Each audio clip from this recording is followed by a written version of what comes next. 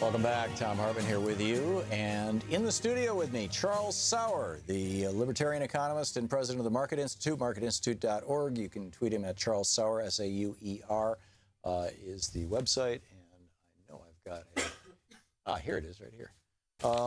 There is a, Charles, welcome back. Thanks for having me. Great to have you with us. Sorry about that. I've been trying to do three things at once here. There's a race going on in Georgia to replace Tom Price, who went off to reform our healthcare system and put us back on track for good. Yeah, right. To destroy Obamacare. And it's between Jon Ossoff, the Democrat, and Karen Handel, the Republican. She is probably most famous for being in charge of the breast cancer charity, the Susan G. Komen Foundation, yep. And looking to cut the funds that they were giving to Planned Parenthood, and Planned Parenthood freaked out. Everybody freaked out. Women across America freaked out, and Karen Handel got fired, and now she's running for Congress. But that's not her only claim to fame. She also, I think, agrees with you politically or economically on a lot of stuff. And here's just a little clip from her debate with Jon Ossoff last night. Here he is. Does either candidate support a minimum wage increase? Mr. Ossoff, starts with you.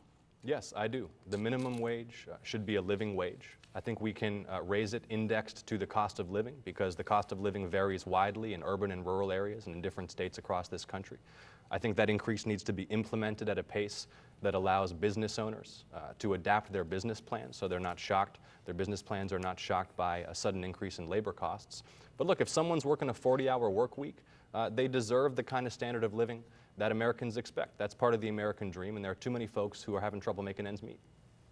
Minimum wage. This is an example of the fundamental difference between a liberal and a conservative. I do not support a livable wage. What I support is making sure that we have an economy that is robust with low taxes and less regulation, so that those small businesses that would be dramatically hurt if you impose higher minimum wages on them are able to do what they do best: grow jobs and create good paying jobs for people in the 6th District. Right. Now, it seems a little contradictory. I don't support a livable wage, but we want to support companies that are going to do wages. But Nick Hanauer, and I actually have a whole study around here someplace. Actually, I think I tossed it already. But there's a study that just came out. Nick Hanauer is the founder of the Patriotic Millionaires. He's a billionaire. He's a tech billionaire. Yep. And he's been on this program a couple of times. And he wrote a piece for Business Insider that was just published. It says, a report that analyzed every minimum wage hike since 1938, which is when the minimum wage was put into place. Should put a bunch of nonsense. Actually, it was put in place in 35. 38 was the first increase in it. Should put a bunch of nonsense ideas to rest. He said, we have been raising the minimum wage for 78 years. A new study reveals 78 years of minimum wage hikes have produced zero evidence of the job-killing consequences these headline writers want us to fear. Of the nearly 24 federal minimum wage hikes since 1938, total year-over-year employment actually increased 68% of the time. And in the sectors most affected by the minimum wage, employment actually went up 73% in retail, 82% in low-wage leisure and hospitality. He said that these basic economic indicators show no correlation between federal minimum wage increases and lower employment levels. This is from the study. And perhaps even more strikingly, after decades of, well, actually, now it's starting to get into the kind of wonky stuff. But basically, he says that rising income inequality, which is the result of not having a higher minimum wage. Today's minimum wage would be $19 an hour if it was indexed to inflation in 1968.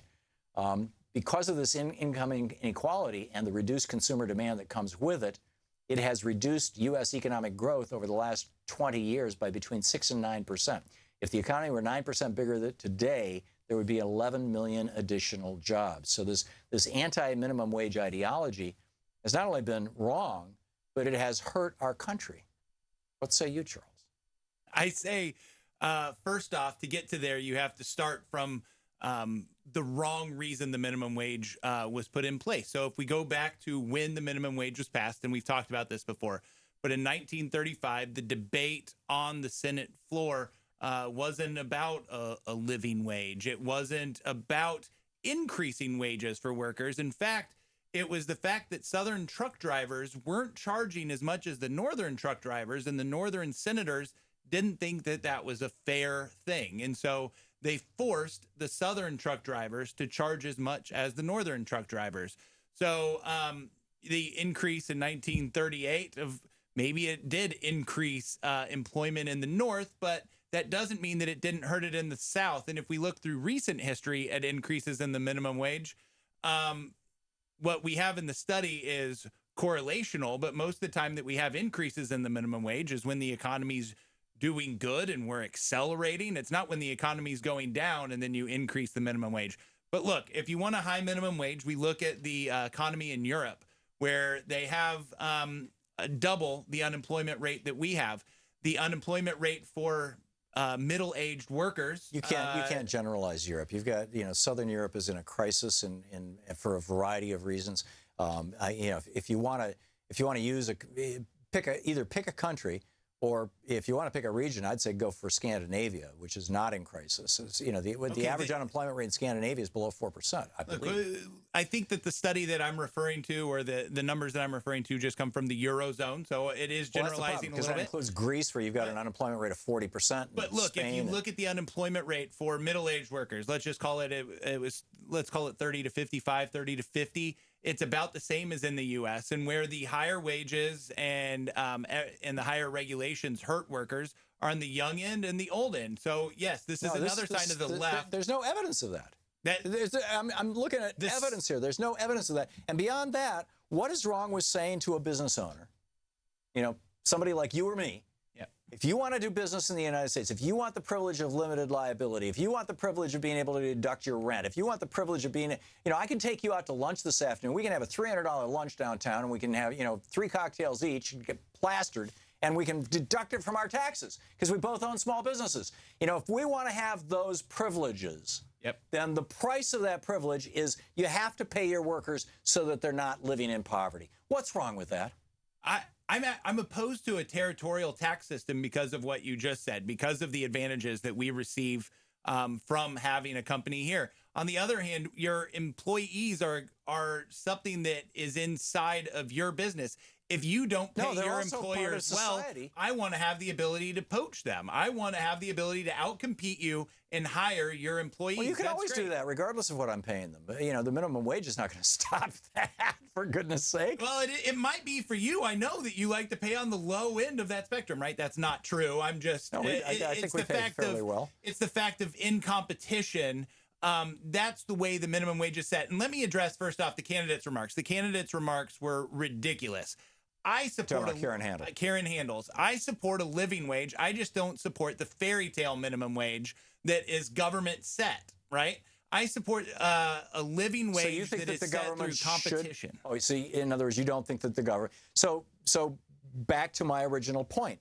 If the government is us, if we are, there is this thing called society, and if the whole point, the whole reason why we authorize government to provide all these benefits to businesses is because those businesses are doing some good for society, shouldn't one of the basic rules of doing business be that you have to pay your people enough that they can live?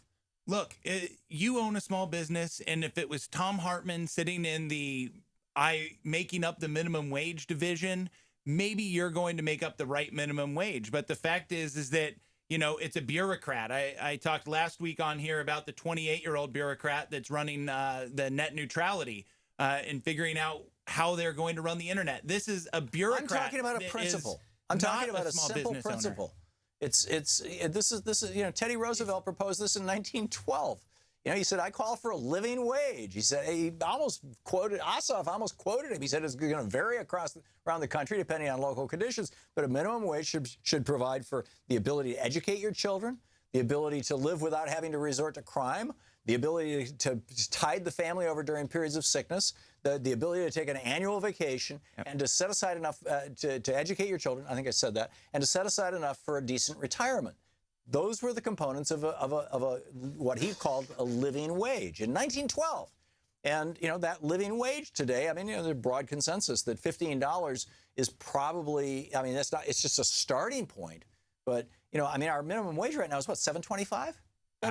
I don't even know what it is. It's low when you crazy. look at it nationally, but that's because It's if third you world look at it, nation crazy. if you look at it nationally, there's 23 states, I believe, that have passed higher minimum wages. So even like, I don't believe in setting a minimum wage, but on the federal level, it makes almost no sense. And it definitely doesn't make sense to set a national minimum wage after 23 states, which is the way our government with, set up. with the principle that if somebody is working, if somebody's going to bust their butt for 40 hours a week, that they should be able to have the American dream. They should be able to have a decent life. I'm saying that You're saying that doesn't matter. That somebody should, that they're choosing the that job. will be magically they're going produced by this religion of the free market. It happens all the time. I have family in Kansas that advertises jobs at minimum wage and nobody shows up. You increase the job at a little bit over minimum wage and still nobody shows up. You have to get to a multiple higher than minimum wage, $4, $5 more than minimum wage before the people that you want to hire start showing up for that job. I mean, that is the free market. That's people choosing to preying go on work. Desperation is what it's doing. That is arbitrage of labor. That's preying on desperation for somebody to show up and want to work for that wage. Yeah, I'm desperate enough for a living that I'll work for $9 an hour. I mean, it's that. I'm desperate enough for a living that I'll take contracts that when they come in based on what I think is right. I mean, that's a whole different thing, though. I mean, I'm not making minimum entrepreneur. wage. I'm not, but I mean, I'm looking at what is my value? When am I willing to go? When am I willing to take a contract? See, that's what entrepreneurs do. I mean, the first 4 years of this radio program, I not only took no money out of it, I put money into it. And you should have the right for that. I want my daughters to have the right to do that. But that has nothing to do with my employees. That has nothing to do with the minimum wage. If you're talking about it from that point of view, but the fact is I want my daughters to have the right to go take a job for $7 an hour, right? I want my daughters to have the right to go take a job for $4 So you want them to have the right to live in poverty? No, I want them to be able to start and get experience. This is the Thom Hartmann Program. Okay, you got the last word. Charles Sauer, great to have you with us. Thank you. We'll be back.